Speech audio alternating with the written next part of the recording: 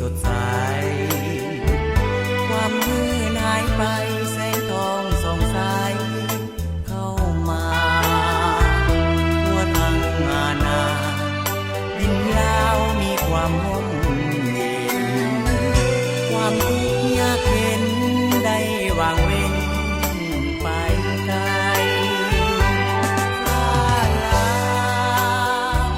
ลมลุกคุกคานตั้งหลายร้อยปีเลือดหลั่งอาบทรละนีวันนี้ศาลลาวจึงได้ปลดปล่อยย้อนบุญคุณของพระประชาชนปฏิวัติลาว